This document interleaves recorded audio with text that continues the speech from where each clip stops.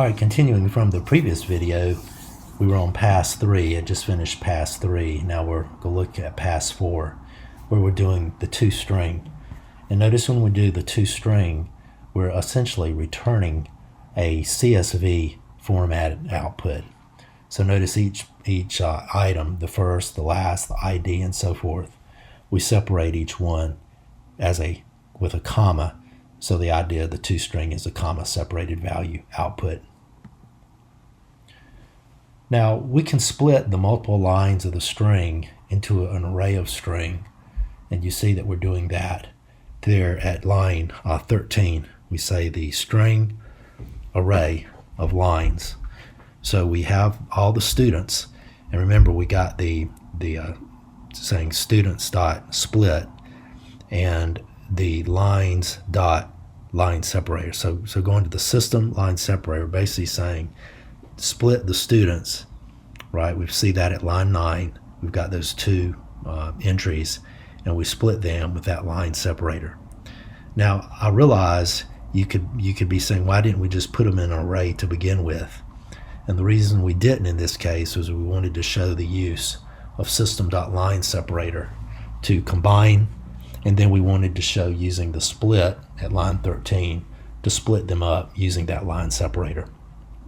So that's why we did it like that, as opposed to really the easier one would have been just to have an array with the line separator in the array.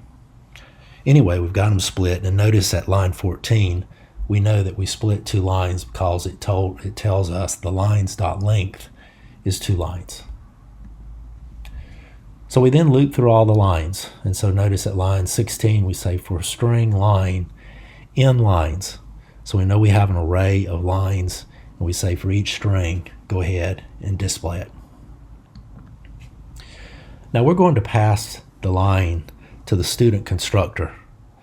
Alright, so we'll pass the line to the student constructor. So you can see at line 16 in our for loop, at line 17 we do the system.out line, and at line 18 we do the student s equals new student, and we give the line. So right there is where we're taking that line that we have parsed, or really we haven't parsed, we just split it up, and we're passing the line into the student class, so we get a new student. And then to confirm that that's what we got, notice we do at line 19 the system out print line. And of course what you recognize is what went in as CSV format also came out as CSV format. So the summary so far, you've seen how to use this Student.java class to manage the CSV input and also manage the output.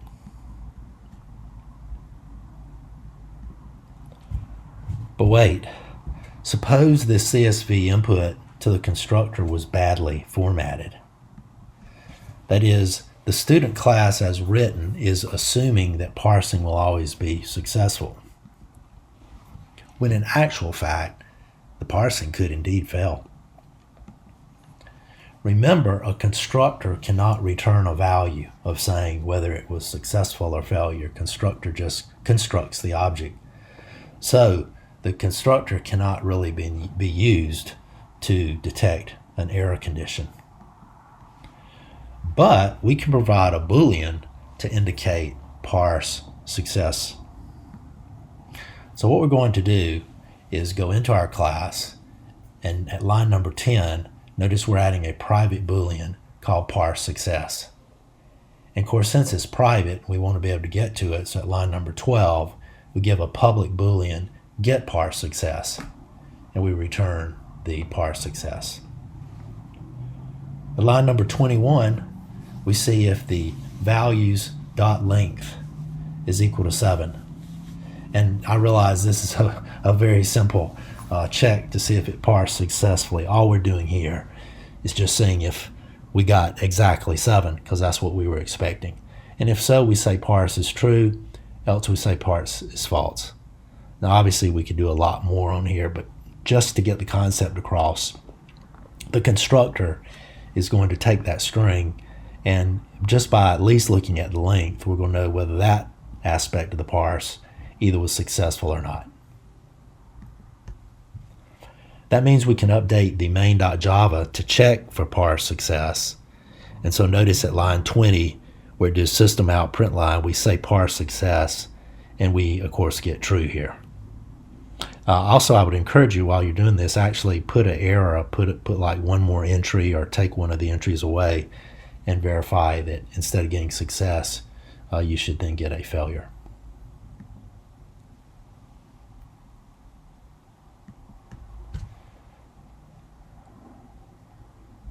So the student class makes for a good data type, but it could be made better. We could provide better parse error detection, right? That's one thing, instead of just checking for the count. And we could also make it implement the comparable interface, because after all, you may want to compare students. So the java.lang comparable, almost always when you're creating classes that will go into a data structure, you want to implement this particular interface, java.lang comparable. Notice the interface comparable can be of any type, and also it's only a simple method, and you just say compare to. So the idea is you compare to, so you've got one instance of an object, and you say compare to another one. And when you do that compare, it's going to return a -1 if it's less than. It's going to return 0 if the two objects you're comparing are greater than, are equal. And if the object is greater, then you'll get a 1. All right, so very, very common to implement this comparable interface. So let's add comparable interface to the Student.java. Here on line number 1, notice we've got the original public class student, and here we say implements comparable. And when we say implements comparable, we've got student, because we're implementing comparable for what? Comparable for student. Now, that means we're going to get an error in our class until we implement the method that's shown at line 10. So line 10, the public int compare to, and notice we have a student being passed in. And just for simplicity, we're having a simple comparison. We're just comparing IDs in this case. Notice it's up to you, the class developer, to decide how you do the comparison. So for our simple case here at line number 11, we're going to say if ID, so the ID that we have right now in the, our ID is less than the ID being passed in. So if our ID that's being compared is less than that being sent in, then we return -1. That means we're less than. On the other hand, if we look at our ID and we're greater than, then we return a 1. And of course, if you're not less than and you're not greater than, then we return a 0. So we test the comparable. We have the, we'll create first at line 25, student 1, and then at line 26, we create student 2, and then at line 27, we do a compare. First, we compare student 1, compare to student 2, and then we do a compare student 2 comparing to student 1. And of course, you see we've got a -1 for the first one, and we get a 1 for the second one on the output based on the value of the student IDs. So in summary, it's common to add the java.lang comparable interface to your data types, particularly when you want to be used your class inside of some of these other data types.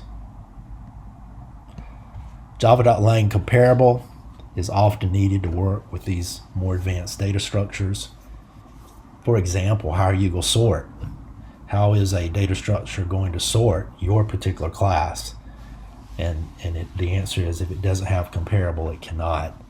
And as you can imagine, most data structures need to have a sort feature, and so you can do that by adding comparable.